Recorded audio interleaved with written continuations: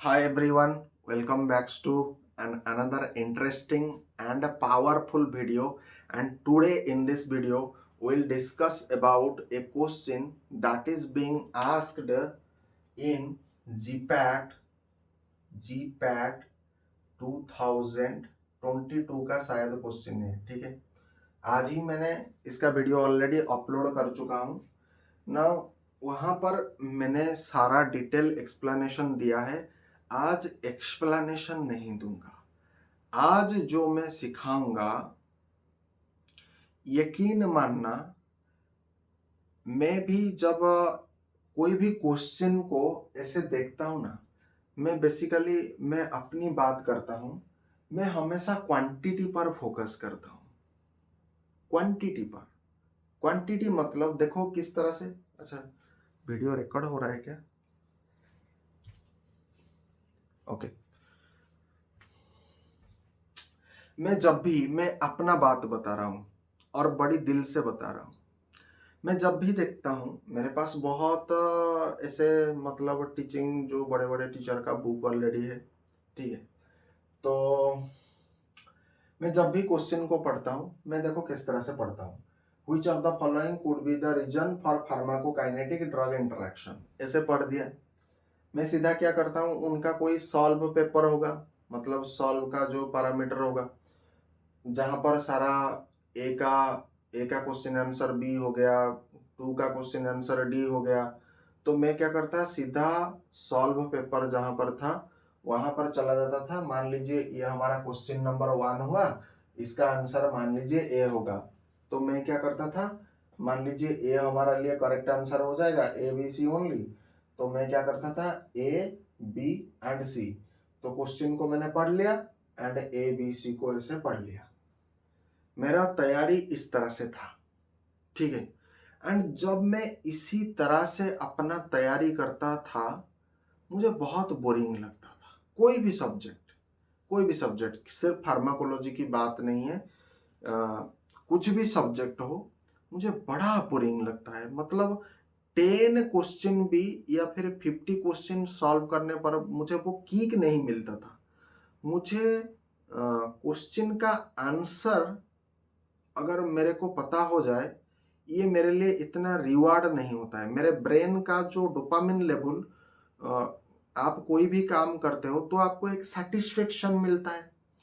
तो मैं हमेशा क्या करता था कि क्वांटिटी के पीछे जाता था। क्वांटिटी क्वांटिटी पर फोकस करता था, लेकिन कभी क्वालिटी पर मैंने फोकस नहीं किया। एंड जाहिर सी बात है, जब आप क्वालिटी पर फोकस करोगे तो क्या होगा, क्वांटिटी डिक्रीज होगा। आप यहां पर देखो, यहां पर मैं आज क्वेश्चन को सॉल्व नहीं करूंगा, क्योंकि ये क्वेश्चन को ऑलरेडी सॉल्व करके एक्सप्लेनेशन करके डाल दिया हूं। ठीक है, देख लेना क्या क्या बताया था। जब भी आप क्वांटिटी पर फोकस करोगे, क्वांटिटी अगर आपका इंक्रीज होगा, तो निश्चित तौर पर हम कह सकते हैं क्वालिटी क्वालिटी आपका रिड्यूस हो जाएगा। ठीक है, तो आपने क्वांटिटी इंक्रीज किया, इसका मतलब क्या है, आपने सीधा क्वेश्चन पढ़ लिया, which of the following could be the reason for pharmacokinetic drug interaction. And आपने क्या किया, ये 4 ऑप्शन को पढ़ लिया। Interference with absorption, option B हो गया changes in protein binding, and C option हो गया competition at receptor site, and D option हो गया इंटरफेरेंस विथ रेनल एक्सक्रीशन। ज्यादा से ज्यादा और क्या पढ़ोगे, choose the correct answer from the option given below. And यहाँ पर ऑप्शन ए हो गया, A B C only, A B D only, A C D only, A C only, ऐसे करके पढ़ दिया। अब जो व्यक्ति क्वांटिटी पर फोकस करता है, वो सीधा ये क्वेश्चन को पढ़ेगा, एंड जहां पर उसका सॉल्व पेपर होगा, वो सीधा सॉल्व पेपर को जाएगा। एंड मान लीजिए ये हो गया आपका क्वेश्चन नंबर 1, तो वो सीधा क्या करेगा, क्वेश्चन नंबर 1 का कौन सा ऑप्शन सही है, सीधा वो क्या करेगा, मान लीजिए option B is your correct, सीधा बी। तो सीधा वो क्या करेगा, बी ऑप्शन को चूज करेगा। मान लीजिए ए हो गया, बी हो गया, डी हो गया, तो वो सीधा पढ़ेगा। ये क्वेश्चन को दोबारा भी पढ़ सकता है, ऐसा पढ़ेगा ए बी डी, ये तीनों ऑप्शन को फिर से पढ़ लेगा। तो उसे क्या होगा, उसे उसका क्वांटिटी हो सकता है इंक्रीज हो सकता है, लेकिन उसका जो क्वालिटी है वो कभी इंक्रीज नहीं होगा।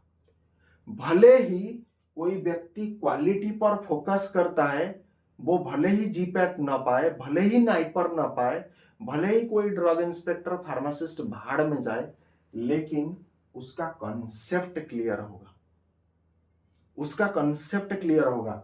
आप देखो इस क्वेश्चन को जीपैट 2022 में पूछा गया है, ये फार्माकोलॉजी का क्वेश्चन है एंड ये बेसिकली फार्माकोकाइनेटिक्स से ये क्वेश्चन आया है। तो आप जब इस क्वेश्चन को सॉल्व करोगे, देखो कैसे, मैं आज मोरल ऑफ द क्वेश्चन आपको बताता हूं। Which of the following could be the reason for pharmacokinetic drug interaction? मैं जब इसको देखा यार, मेरे को बड़े हैरान होगा। एक मैं नाम नहीं लूंगा उनका, मैं जब उनका एक्सप्लेनेशन देख रहा था, मुझे उसका एक्सप्लेनेशन भी देख करके बड़ी मुझे हैरान लग गया कि यार कोई चीज अगर आराम से सिंपल वर्ड से डिस्क्राइब हो सकता है, उसे इतना कॉम्प्लिकेटेड वर्ड में बनाने की क्या जरूरत है। एक्सप्लेनेशन अगर देना भी है तो एक्सप्लेनेशन ऐसा दो जो कि मतलब एक सेंस को कैच करे। मतलब मेरे सेंस को भी कोई कैच नहीं कर पाया। मैं हमेशा इसीलिए कहता हूं, आप जब भी कोई नोट बनाना तब हमेशा सिंपल वर्ड में इसे लिखो, simple sentence, make it simple, बस आपको उतना ही करना है। ज्यादा इधर उधर plus minus up and down करने की कोई आवश्यकता नहीं है। तो देखो वहां पर मैंने तो जब एक्सप्लेनेशन देखा, मुझे कोई समझ में नहीं आया क्या बोल रहा है। एंड हमेशा मैंने क्या किया था कि मैंने हर एक वर्ड को पूरा तोड़ दिया कि फार्माकोकाइनेटिक ड्रग इंटरेक्शन क्या है। पहले इसको, ये सारे के सारे वर्ड जितने मुझे चाहिए, इंटरफेरेंस जितने भी, इनका क्या मीनिंग है, सारे को पूरा मतलब ऐसे डिटेल में उसका पूरा ब्रेक डाउन कर दिया। पहले तो मैंने कोशिश किया कि इस क्वेश्चन का जो मोरल है वो क्या है, इस क्वेश्चन ने हमें पूछ क्या रहा है। तो देखो ये क्वेश्चन बेसिकली पूछ रहा है कि फार्माकोकाइनेटिक ड्रग इंटरेक्शन का रीजन क्या हो सकता है। फार्माकोकाइनेटिक आपको पता है, फार्माकोकाइनेटिक मतलब क्या है, ऑब्जर्प्शन, डिस्ट्रीब्यूशन, मेटाबॉलिज्म, एक्सक्रीशन, ठीक है। लेकिन यहां पर दो वर्ड और आ रहा है, ड्रग इंटरेक्शन।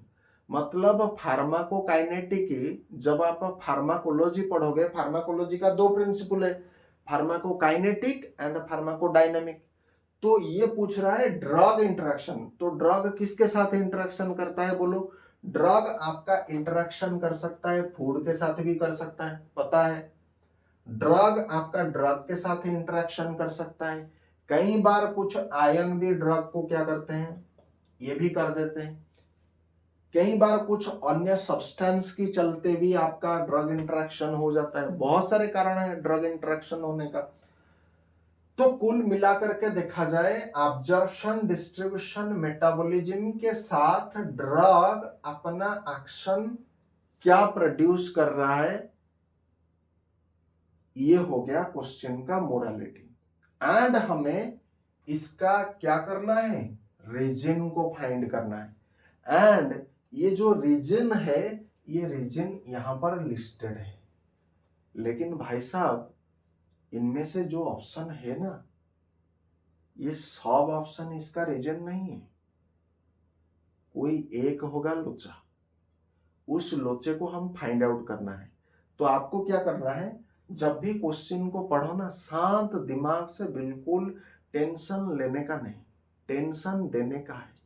एनबीएमएस एग्जाम जीपैट का कंडक्ट कर रहा है, ये वही एनबीएमएस जो कि नीट का एंड नीट पीजी का एग्जाम कंडक्ट करता है। तो ये तो वही चाहेगा कि एस्पिरेंट को गेट आउट करो। लेकिन भाई साहब, हम लोग जब से आ गए मार्केट में, हम क्या करेंगे, अब गेट इन कराएंगे। ठीक है, एनबीएमएस ने क्या सोचा कि मैं गेट आउट कर दूंगा। हम क्या सोचेंगे, एनबीएमएस हो गया, एनटीए हो गया, गेट हो गया, भले ही संस्था बदल जाए लेकिन इनका जो दिमाग है वो शैतान वाला खोपड़ी है भाई साहब। कोई भी एजेंसी जीपैट का कंडक्ट करे उसे कोई फर्क नहीं पड़ता है, सिर्फ इनका शैतान दिमाग है, एस्पिरेंट को जितना हो सके गेट आउट करो। सिर्फ हमें वो दिमाग वाला चाहिए व्यक्ति जो हमारे लिए काम का हो। तो अगर वो अपने क्वालिटी पर फोकस कर रहे हैं तो आप मुझे बताओ, आप क्वांटिटी के पीछे काहे भाग रहे हो? दिन में 300 क्वेश्चन, दिन में 500 क्वेश्चन, दिन में 1000 क्वेश्चन, काहे को भाग रहे हो? कोई जरूरत है? नहीं है। ठीक, नाउ देखो, तो इसका मतलब इस क्वेश्चन को जब मैं सॉल्व करूंगा तो मैं देखो क्या करूंगा, यहां पर मैं अपना स्ट्रैटेजी बताता हूं। हो सकता है बेटा आपको मेरा स्ट्रैटेजी पसंद नहीं आए, अगर पसंद नहीं आता है तो आप किसी और टीचर का स्ट्रैटेजी देख सकते हो, जरूरी नहीं मेरा देखने का। पहला प्रिंसिपल है क्वेश्चन को अंडरस्टैंड करो, क्योंकि आज यहां पर मैं क्वेश्चन का साइकोलॉजी समझाऊंगा। पहले क्वेश्चन को आप क्या करो, अंडरस्टैंडिंग करो।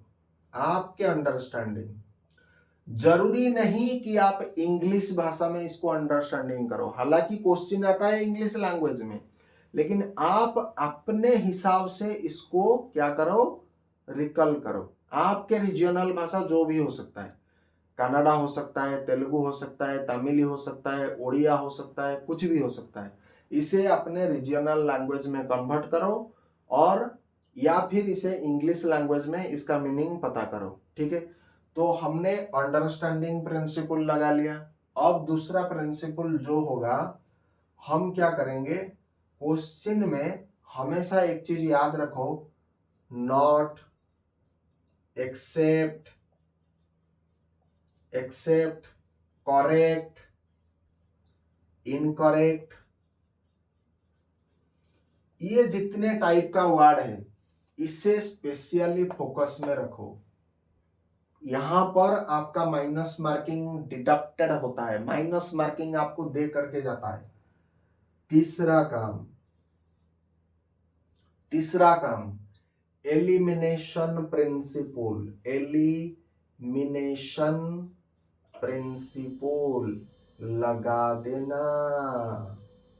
क्या करना बच्चा, एलिमिनेशन प्रिंसिपल लगा लेना। अब हमने इस क्वेश्चन को अपने भाषा में भले ही फार्माकोकाइनेटिक ड्रग इंटरेक्शन दिया है, लेकिन मैं अपने भाषा में क्या समझाऊं कि ये फार्माकोकाइनेटिक है। तो फार्माकोकाइनेटिक है मतलब ऑब्जर्प्शन, डिस्ट्रीब्यूशन, मेटाबॉलिज्म, एक्सक्रीशन, यही है ना। हालांकि pharmacokinetic and pharmacokinetic drug interaction दोनों सेम नहीं है, लेकिन मैंने अपने सुविधा के अनुसार इसे क्या किया, मैं जो समझा वो फार्माकोकाइनेटिक है। ठीक है, दूसरा, अब बारी आता है ऑप्शन को पढ़ने का। तो ऑप्शन आप जब पढ़ोगे तो आपने मुझे बताओ, फार्माकोकाइनेटिक में आपने क्या पढ़ा, ऑब्जर्प्शन, डिस्ट्रीब्यूशन, मेटाबॉलिज्म, एक्सक्रीशन, यही पढ़ा है। अब यहां पर आ रहा है इंटरफेरेंस विथ ऑब्जर्प्शन। घंटा फर्क पड़ता है तुम इंटरफेरेंस कर रहे हो या कुछ कर रहे हो, ऑब्जर्प्शन लिखा है ना, तो इसे क्या हो जाएगा, फार्माकोकाइनेटिक हमारा वैलिडेट हो गया। अरे भाई, इंटरफेरेंस विथ ऑब्जर्प्शन करके जो भी तुम उखाड़ोगे, मीनिंग तो क्या आएगा, मीनिंग तो वही फार्माकोकाइनेटिक आएगा ना। ज्यादा से ज्यादा क्या होगा, या तो किसी चीज को बंद करोगे, या किसी चीज को इनहिबिट करोगे, या टॉक्सिसिटी को इंक्रीज करोगे, या टॉक्सिसिटी को डिक्रीज करोगे, या किसी ड्रग ने प्रोटीन के साथ बाइंड होगा, या किसी ने फ्री फॉर्म रहेगा, किसी ने अनबाउंड होगा, कुछ भी होगा, जो भी होगा वो तो फार्माकोकाइनेटिक होगा। Simple. Now interference with absorption, मुझे यहां पर एक वर्ड आ गया ऑब्जर्प्शन, सीधा पिक किया कि मेरा पहला टारगेट खत्म हुआ ना। मेरा दूसरा target changes in protein binding. भाई प्रोटीन बाइंडिंग आपने कहां पर पढ़ा था फार्माकोलॉजी में, और क्वेश्चन आ रहा है फार्माकोकाइनेटिक में, तो सीधा यहीं पर प्रोटीन बाइंडिंग आपको मैंने पढ़ाया था कि नहीं था, कि जब फार्माकोकाइनेटिक में पढ़ा था कि ऑब्जर्वेशन होने के बाद जब डिस्ट्रीब्यूशन हो जाएगा तो बॉडी के डिफरेंट टिश्यू को जाएगा, प्रोटीन के साथ जो होगा बाउंड ड्रग आपका फार्माकोलॉजिकल एक्शन प्रोड्यूस नहीं करता है, एंड ऑन बाउंड ड्रग जो होता है, जो फ्री फॉर्म होता है, वो फार्माकोलॉजिकल एक्शन देता है। आप मुझे बताओ, आप अपने स्त्री के साथ या फिर अपने गर्लफ्रेंड के साथ किसी ऐसे खतरनाक एरिया को चले गए हो, हा? अब लोग तो भाई शैतान खोपड़ी वाला आदमी है, तुम्हारे गर्लफ्रेंड अगर रपचिक माल टाइप का कुछ होगा, ठीक है, तुम्हारे गाल अगर कोई मतलब ऐसा कुछ होगा तो बाकी लोग तो नजर डालेंगे। अब तुम अगर उसके साथ चिपक करके रहोगे तो फिर उसका इज्जत कैसे बचाओगे? तो ड्रग अगर प्रोटीन के साथ या फिर किसी टिश्यू के साथ अगर वो बाइंड करेगा, खास करके प्रोटीन के साथ, प्रोटीन बाउंडेड ड्रग इसे बोला जाता है, तो वो एक्शन कैसे देगा? नहीं देगा। इसे बोला जाता है स्टोर ड्रग। स्टोर ड्रग मतलब जब फ्री फॉर्म वाला जो ड्रग होता है वो अपना फार्माकोलॉजिकल एक्शन देकर के जब एलिमिनेट हो जाएगा, प्रोटीन के साथ जो बाइंड ड्रग कर रहा था, जो कि अभी स्टोर ड्रग है, तो ये स्टोर ड्रग क्या होगा, बाद में रिलीज होकर के अपना फार्माकोलॉजिकल एक्शन देगा। यही मैंने पढ़ा था। तो ये मैंने कहां पर पढ़ा था? फार्माकोकाइनेटिक में पढ़ा था। तो हमारा डिस्ट्रीब्यूशन प्रिंसिपल भी अचीव हो गया, क्योंकि डिस्ट्रीब्यूशन में हमने ये पढ़ा था protein protein binding. Now competition at the receptor site अभी अभी पढ़ाया था फार्माकोकाइनेटिक में। मैंने क्या बताया था कि ड्रग जो अपना एक्शन देता है वो कितने तरीके से दे सकता है। एक होता है principle of a drug action and एक होता है mechanism of a drug action. ऐसा कुछ पढ़ाया था। Principle of a drug action में मैंने क्या पढ़ाया था? स्टिमुलेशन, इनहिबिशन, उसके बाद रिप्लेसमेंट, ऐसा कुछ पढ़ाया था। साइटोटॉक्सिक एक्शन, ऐसा कुछ पढ़ाया था। नाउ मैकेनिज्म ऑफ एक्शन में मैंने क्या पढ़ाया था? बहुत सारे पढ़ाया था, जैसे कि आपका बहुत सारे आयन चैनल, ये जितने भी पढ़ा था। वहां पर मैंने पढ़ाया था रिसेप्टर के बारे में पढ़ाया था, एंजाइम के बारे में पढ़ाया था। तो बोलो यहाँ पर रिसेप्टर वर्ड आ रहा है कि नहीं आ रहा है? तो ये किसका पार्ट है? ये फार्माकोडायनामिक का पार्ट है। मैंने अपने हिसाब से, अरे थोड़ी ना एनबीए से आपको पूछ रहा है कि आपने ये क्वेश्चन कैसे सॉल्व किया, वो कुछ नहीं पूछता है। वो सिर्फ इतना देखेगा 3 घंटे में या जितना आपका टाइम अलॉटेड है उतने समय में आप क्वेश्चन आंसर कर रहे हो या नहीं कर रहे हो। नहीं कर रहे हो तो भाग जाना, वो आपका खाता ऑटोमेटिक ले लेगा। तो भाई अपना काम अपना करो ना, वो थोड़ी ना आपको पूछता है कैसे किया। भाई हमने सीधा लिखा कंपटीशन एट रिसेप्टर साइट। मुझे इसका मीनिंग क्या जान करके मैं क्या करूंगा, हालांकि मैंने बताया था, एक्सप्लेनेशन दिया था। ओके, तो रिसेप्टर आ गया, मतलब सीधा फार्माकोडायनामिक। तो ये सी ऑप्शन तो कभी नहीं होगा। तो हमने क्या लगाया? एलिमिनेशन प्रिंसिपल यहां पर लगा लिया। नाउ उसके बाद इंटरफेरेंस विथ रेनल एक्सक्रीशन। भाई भाई भाई, इससे अच्छा बात और क्या हो सकता है? Interference with renal excretion. Renal excretion, renal को भूल जाओ, रेनल को भूल जाओ, सिर्फ एक्सक्रीशन वर्ड को पकड़ो। रेनल को भूल जाओ, सिर्फ एक्सक्रीशन वर्ड पकड़ो। तो ऑब्जर्प्शन, डिस्ट्रीब्यूशन, मेटाबॉलिज्म, एक्सक्रीशन, हमारा लास्ट पॉइंट भी हिट हो रहा है। इसका मतलब ये फार्माकोकाइनेटिक। तो हमारे लिए फार्माकोकाइनेटिक कौन हो गया? ए हो गया, बी हो गया, सॉरी ये ठीक है। ओके, ए हो गया, बी हो गया, डी हो गया। लेकिन देखो क्वेश्चन को जब सॉल्व करोगे, और छोटा ट्रिक बताता हूं। इनमें से ये जितने भी ऑप्शन है इसको अच्छे से पढ़ लेना, ठीक है। तो देखो पहले हमने ए बी चॉइस किया था। तो यहां पर देखो ए बी कहां पर आ रहा है क्या? तो हमने पता चला कि ये दोनों ऑप्शन में ए बी नहीं है, तो ये दोनों ऑप्शन को सीधा एलिमिनेट कर दो। ये पूरा एलिमिनेट हो गया। एलिमिनेशन प्रिंसिपल भी यहाँ लगा दिया और यहाँ पर भी लगा दिया, ठीक है। तो हमारे लिए ये दो ऑप्शन किसी काम का अब नहीं है। तो ए बी, सिर्फ ये दोनों ऑप्शन ए बी में आ रहा है। नाउ यहाँ पर सी है, यहाँ पर डी है, तो हमने क्या करा, यहाँ पर सी को एलिमिनेट पहले से कर दिया था, पहले से कर दिया था। तो बताओ ए ऑप्शन क्या कभी होगा क्या, कभी होगा क्या, नहीं होगा। तो कौन होगा, बी सही। 4 मार्क लेकर के जाना और मुझे मिठाई दे देना अगर आपने जीपैट 2022 में ये क्वेश्चन अगर करके आए हो तो मिठाई दे देना, पास्ट में जाकर के दे देना। ओके, तो इसी तरह से देखो, मैं हमेशा, मेरे जो ग्रैंडफादर होते हैं वो हमेशा कहते थे, मान लीजिए जब मैं बचपन में था, मेरे ग्रैंडपा मुझे बोलते थे, मान लीजिए मैं हमेशा एक चीज को पकड़ के बैठता हूँ। मतलब मान लीजिए मैं एक एग्जांपल दे रहा हूँ, एक एग्जांपल यहाँ पर थोड़ा वाइप आउट कर रहा हूँ, ये अब तो कुछ काम का नहीं है। मान लीजिए डिसरप्ट, डिसरप्ट एक वर्ड आ गया। डिसरप्ट का मीनिंग क्या हो गया, ब्रेक डाउन। ब्रेक डाउन मतलब किसी भी चीज का टूटना। मान लीजिए ये पेन है, इसी को अगर मैं ऐसे टूट मतलब तोड़ दूंगा तो इसे बोला जाता है डिसरप्ट। नाउ कभी कभी क्या होता है, जब हम कोई नया चीज को सीखते हैं तो कई बार भूल जाते हैं। तो मेरे साथ भी ये समस्या है, सबके साथ ही यही समस्या है।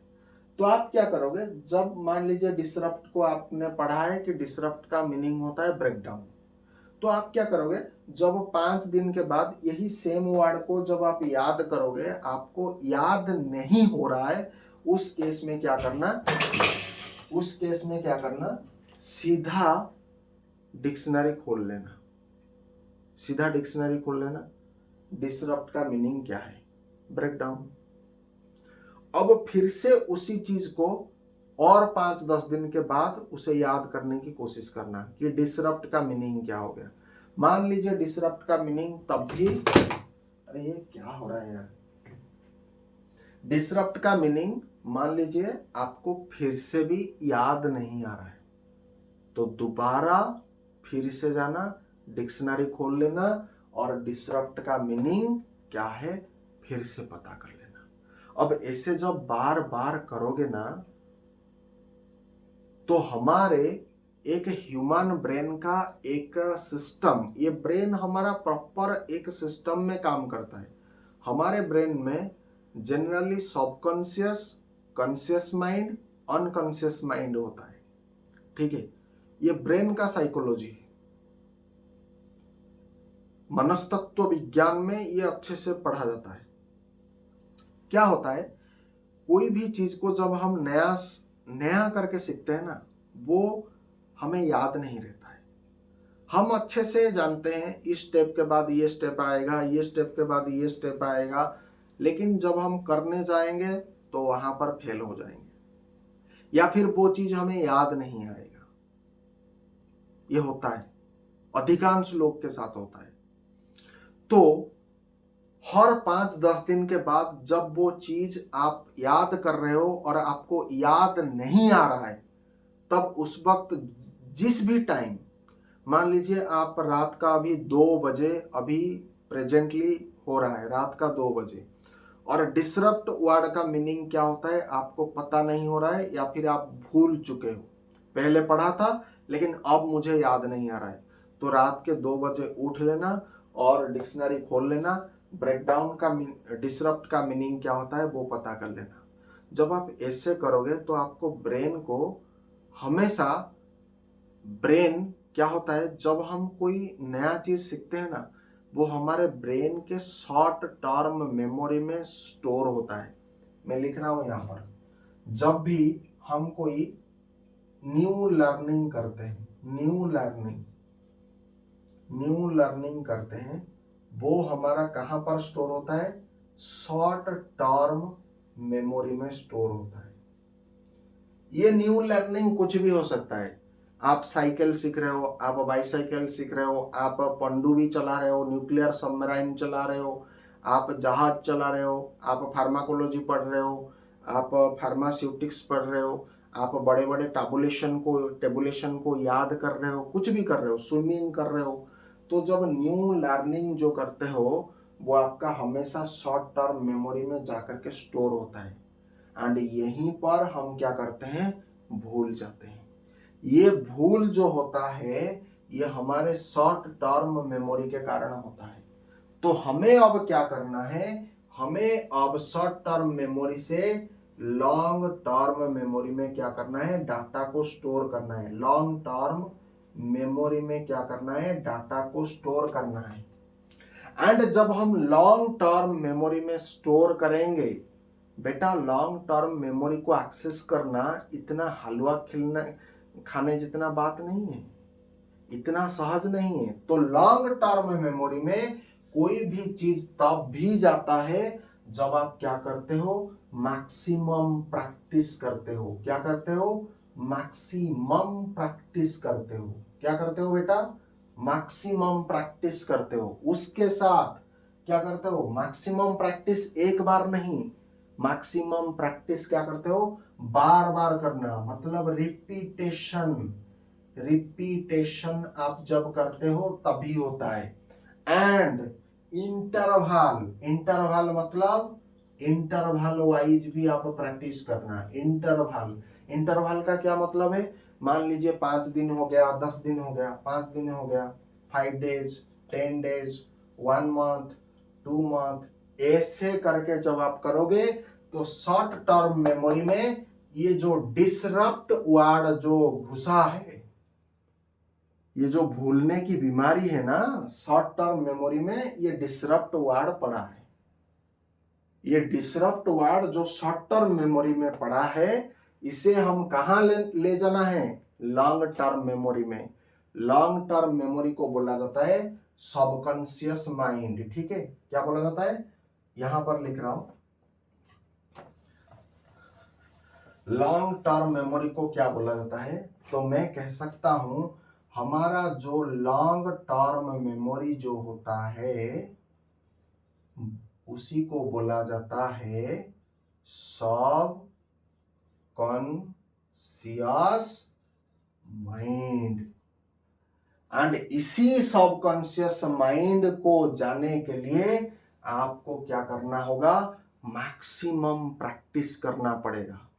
एंड हमेशा याद रखो, ब्रेन क्वांटिटी पर ज्यादा इंटरेस्ट नहीं लेता है।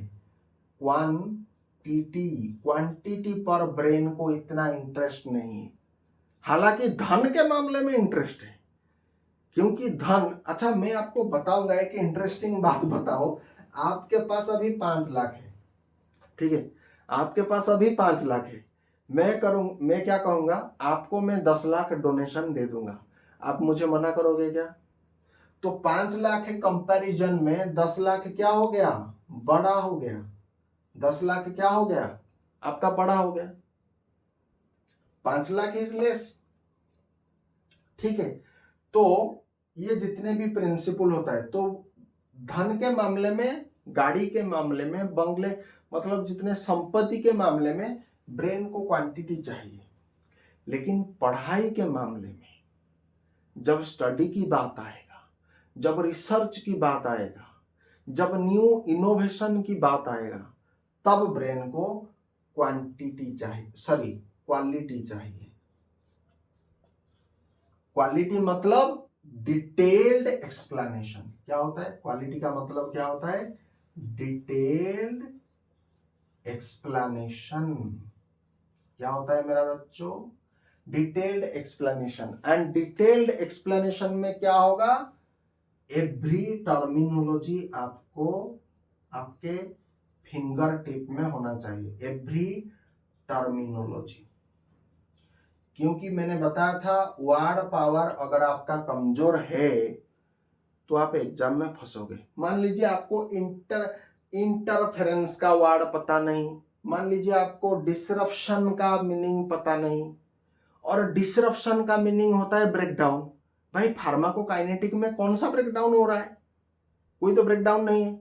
तो यहां पर ब्रेकडाउन का मतलब क्या हो गया, किसी भी चीज का अल्टर होगा। फार्माकोकाइनेटिक में कौन सा ब्रेकडाउन होता है, यहां पर डिसरप्ट का मीनिंग होगा अल्टर होगा। तो इस हिसाब से हर एक वर्ड का मीनिंग अलग अलग होता है, एक वर्ड का भी अलग मीनिंग होता है। डिसरप्ट का जो मीनिंग होगा आम बोलचाल भाषा में ब्रेकडाउन होगा, लेकिन फार्माकोकाइनेटिक जब पढ़ोगे यहां पर अल्टर होगा, चेंज हो रहा है, चेंज हो रहा है। देखो यहां पर देखो ना, इंटरफेरेंस हुई थे ऑब्जर्वेशन, मतलब ये ऑब्जर्वेशन के साथ छेड़छाड़ कर रहा है, तो यहां पर इंटरफेरेंस का मीनिंग क्या हो जाएगा, छेड़छाड़, मतलब इसके साथ कोई ये काम कर रहा है। तो इसी तरह से आपको वर्ड पावर पर कमांड होना चाहिए। ओके, तो आज के लिए इतना। अच्छा, इतना डिटेल मैंने क्यों बताया, इतना डिटेल मैंने क्यों बताया, क्योंकि आप जो अंधाधुन जो प्रिपरेशन कर रहे हो ना, मैं भी कभी कभी ये करता था, लेकिन जब मैं मान लीजिए एक दिन में 50 क्वेश्चन या 100 क्वेश्चन ऐसे प्रैक्टिस करता था, तब मुझे यार वो मजा नहीं आ रहा था, वो फील नहीं हो रहा था। मतलब वर्ड पावर भी पता नहीं, क्वेश्चन का जो सारांश क्या होता है, क्वेश्चन का जो मोरल ऑफ द एक होता है, मतलब उसका एक पूरा टोटली मीनिंग क्या होता है वो पता नहीं, क्वेश्चन का ऑप्शन हमें क्या बता रहा है वो भी पता नहीं, लेकिन सिर्फ हम एक अंधाधुन तरीके से प्रिपरेशन कर रहे हैं। ये अंधाधुन प्रिपरेशन किसी काम का नहीं, अंधाधुन प्रिपरेशन करने से कुछ नहीं होगा। हाँ, इससे एक चीज अवश्य होगा कि आपको कम से कम ये पता चलेगा कि अब किस हिसाब से क्वेश्चन आ रहा है।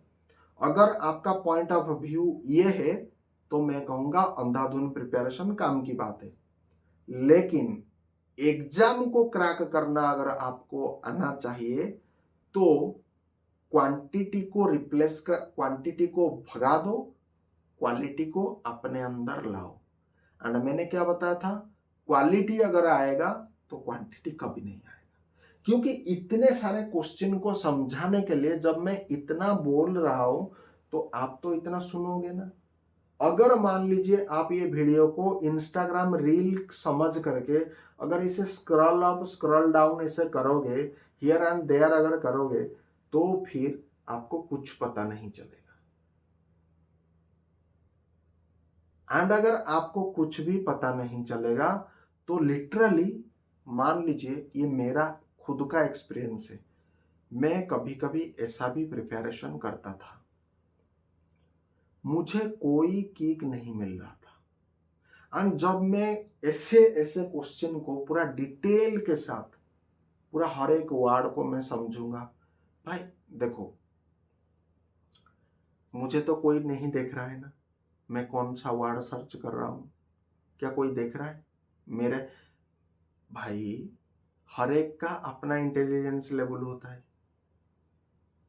जो जिसका इंटेलिजेंस लेवल में, बहुत व्यक्ति क्या होते हैं ऐसे एग्जाम क्रैक कर लेते हैं, कर लेते हैं, लेकिन अच्छा जब आप इस टाइप का एग्जाम क्रैक करोगे तो कहीं ना कहीं आप कोई बड़े कॉलेज में एडमिशन लोगे।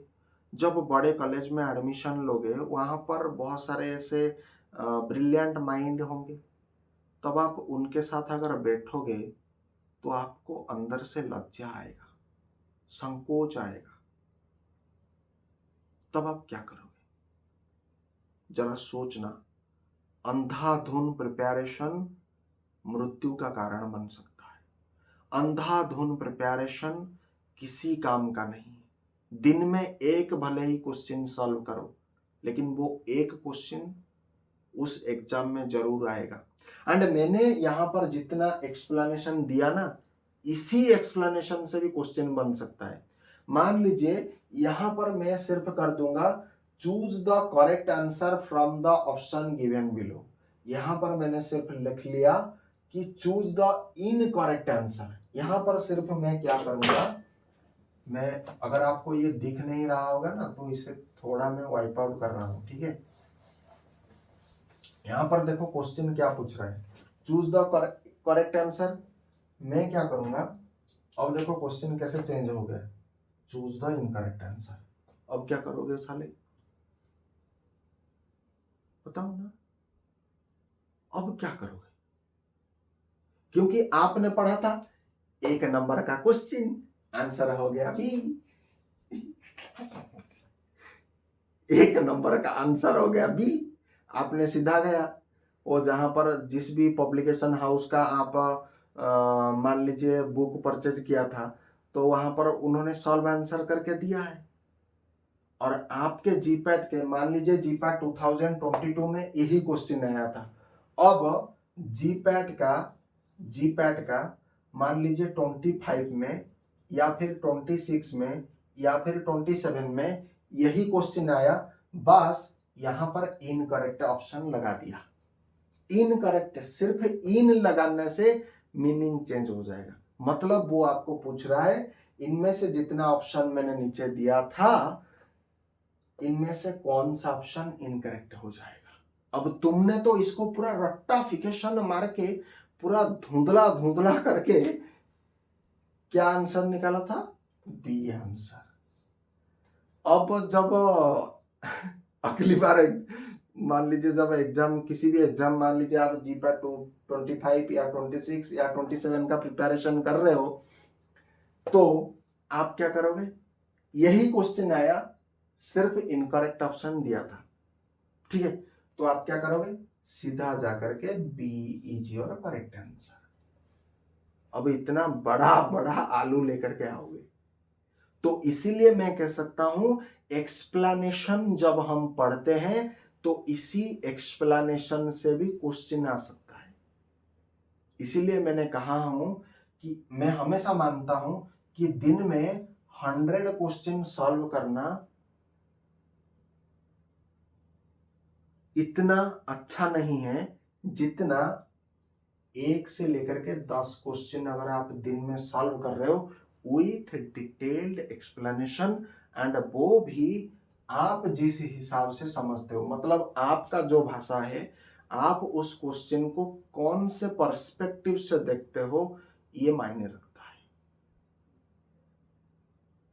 जब आपका तैयारी इसी तरह से होता है, आप मेरे बात कान खोल करके सुन लेना, अगर आप मुझे मानते हो ना।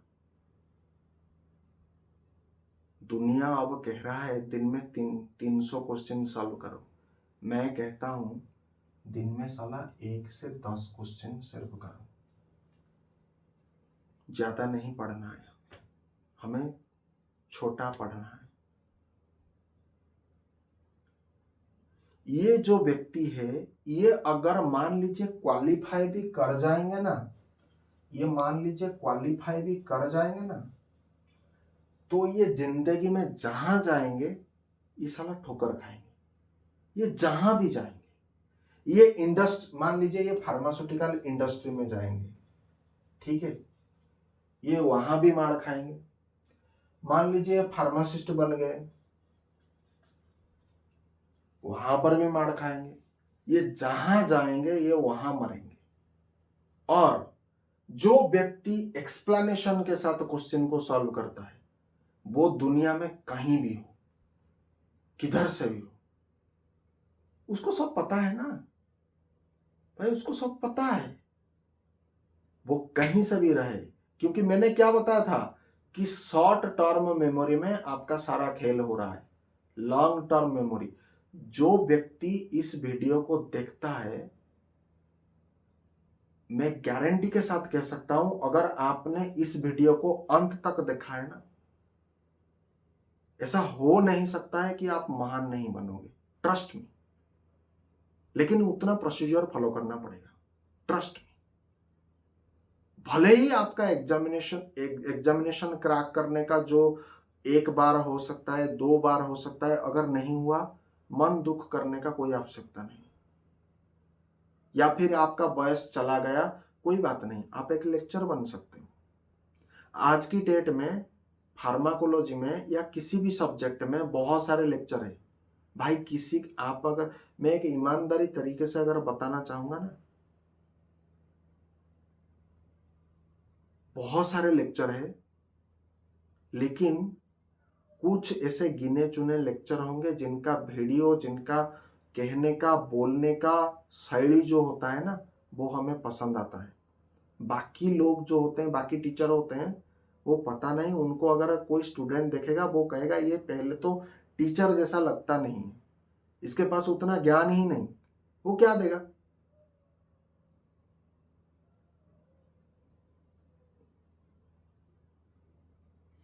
तो ये हर तरीके से आपको फायदा पहुंचा सकता है, हर तरीके से फायदा पहुंचा सकता है। एग्जाम क्रैक नहीं हुआ तो क्या हुआ, अलग रास्ते से आपको फायदा देगा, बहुत सारे रास्ते हैं।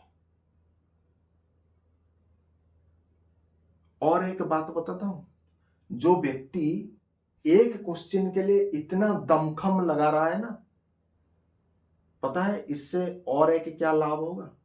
आपको किसी टीचर ने आज तक ये पढ़ाया नहीं होगा, ये मैं पहली बार पढ़ा रहा हूं। यूट्यूब पे कोई इतिहास में भी ये नई वीडियो बनाया होगा, बता रहा हूं ना। एक क्वेश्चन के लिए जो इतना टाइम स्पेंड कर रहा है, मतलब वो अपने लाइफ में जो भी डिस्ट्रैक्शन आएगा, जो भी प्रॉब्लम आएगा, उसका 1000 तरीका, वो 1000 सॉल्विंग नेचर एटीट्यूड दिखाएगा। उसका ऑरा अपने आप में खास होगा, अपने आप में विस्तृत होगा, अपने आप में वो महान बन जाएगा। उसे किसी बात का फिक्र नहीं रहेगा। Trust me. इसी के साथ ये वीडियो को मैं पर्सनली, ये दिल की बात बता रहा हूं, ये दिल की बात है। मैं हमेशा आज की वीडियो से ये रिक्वेस्ट करूंगा, इस वीडियो को आप अपने फ्रेंड कॉलिग्स में जितना हो सके शेयर कर दीजिए। मैं व्यू का चक्कर, देखो मैं हमेशा अपने वीडियो में कहता हूं, मैं किसी व्यू का मोहताज नहीं, क्योंकि मुझे अपना ज्ञान पता है। मैं आज नहीं तो कल मैं कर लूंगा, ये सबको भी पता है, ये कर लेगा, टाइम लेगा लेकिन कर लेगा। ट्रस्ट। ऐसा नहीं कि मैं गलती नहीं करूंगा, आगे चल करके गलती नहीं करूंगा, गलती मैं भी कर सकता हूं। लेकिन मेरा जो नेचर है, मुझे जो मेरे ग्रैंडपा ने जो मेरे को सिखाया है कि भले ही हार जाओ, लेकिन कभी मैदान मत छोड़ना। मैदान छोड़ना मना है, यहाँ वन वे ट्रैफिक है, मैदान कभी नहीं छोड़ना। सफलता देकर के जाएगी, भले ही लेट में देगा। भाई तुम अगर किसी एक क्वेश्चन में इतना टाइम स्पेंड कर रहे हो, इसका मतलब इसका प्रैक्टिकल लाइफ में बहुत बड़ा योगदान है। आप एक क्वेश्चन को किस नजर से देखते हो एंड इतने डिटेल्ड एक्सप्लेनेशन के साथ देखते हो, इसका मतलब, एंड वर्ड पावर भी आप देखते हो, इसका मतलब आप एक ही प्रॉब्लम को कई नजरों से देखते हो। एंड कहां कहां पर मान लीजिए कोई प्रॉब्लम हमारे पास आ रहा है, मैं प्रैक्टिकल लाइफ की बात कर रहा हूं, हमारे पास ये प्रॉब्लम आ रहा है, तो इस प्रॉब्लम का कितना सोल्यूशन है, ये सोल्यूशन अगर मैं एक्सेस करने जाऊंगा, यहां मैं क्या कीमत चुकाऊंगा, ये सोल्यूशन अगर मैं एक्सेस करना जाऊंगा, यहां पर क्या कीमत चुकाऊंगा। ये उसका ब्रेन एक कॉम्प्लेक्स ब्रेन बन जाता है, ये साधारण नहीं है। इसीलिए मैं कह रहा हूं इस वीडियो को शेयर करना, ये दिल की बात बोल रहा हूं, जितना हो सके शेयर करना। मेरा फायदा जो होगा होगा। आप अगर शेयर नहीं करोगे, मान लीजिए आप ये सोचोगे कि इस वीडियो को शेयर करने से सर को बहुत बड़ा स्टेज मिल जाएगा। अगर शेयर नहीं भी करोगे ना, मैं अपने गॉड फील से बोल रहा हूं, अपने दमखम पे बोलता हूं कि अगर शेयर भी नहीं करोगे ना, मैं ऐसे भी पहुंच जाऊंगा बहुत लोगों के सामने। मैं इतना गारंटी के साथ कह सकता हूं, अगर मैं कुछ काम नहीं भी करूंगा ना, तब भी फेमस हो जाऊंगा। यकीन मान करके कह रहा हूं, काम भी नहीं भी करूंगा तो फेमस होऊंगा। सोचो काम करने पर क्या बैंड बजाऊंगा। मेरा एटीट्यूड हमेशा बचपन से ऐसा था कि काम नहीं भी करूंगा तो मुझे भी फेमस होना है। काम करूंगा तो सबकी बैंड बजाऊंगा। हाई रखता हूं हमेशा एटीट्यूड को, एटीट्यूड लेवल कभी गिरने नहीं देता हूं। एंड उस हिसाब से आप एक काम करना, इस टाइप के एक क्वेश्चन सॉल्व करके देखना। कोई कुछ भी कहे, यार क्या कर रहे हो, अगर इस तरह से प्रोसेस फॉलो करने जाओगे ना तो एग्जाम क्रैक नहीं होगा। मैं जानता हूं डीमोटिवेट करने वाले लोग हजार आएंगे, उन डीमोटिवेट करने वाले लोग को आपकी सफलता से ईर्ष्या है। वो कभी नहीं चाहते हैं आप जीपैट एग्जामिनेशन क्रैक करो, वो कभी नहीं चाहते हैं आप नाइपर के एग्जाम क्रैक करो, वो कभी नहीं चाहते हैं वो आप जेई का एग्जामिनेशन क्रैक करो, वो कभी नहीं चाहते हैं आप यूपीएससी का एग्जामिनेशन क्रैक करो। यही तो उनका जलन है। तो आप अपनों को सुनना है एंड आप टीचर की बात को हमेशा सुनना है। हमेशा याद रखो, स्टूडेंट का अगर आप एक स्टूडेंट है तो स्टूडेंट का सबसे अगर कोई अच्छा फ्रेंड है ना तो टीचर है। स्टूडेंट टीचर रिलेशनशिप अद्भुत होता है। एक टीचर हमेशा चाहेगा कि मेरा स्टूडेंट मेरे से भी ज्यादा ज्ञानी बन जाए, लेकिन आपका कलीग्स देखना, आपको कभी नहीं चाहेंगे कि आप उनसे ज्यादा ज्ञानी बन जाओ, वो कभी नहीं चाहेंगे। लेकिन टीचर के रूप में मैं खुद चाहूंगा कि मेरा स्टूडेंट भी मेरे से भी बड़ा ज्ञानी बन जाए। यही तो होता है, खेल यही होता है। हम खुद चाहते हैं आप हमसे भी ज्यादा समाज में मान सम्मान इज्जत सब कुछ प्राप्त करें। हम खुद चाहते हैं, करो ना। तो आज के वीडियो को यहीं रखते हैं।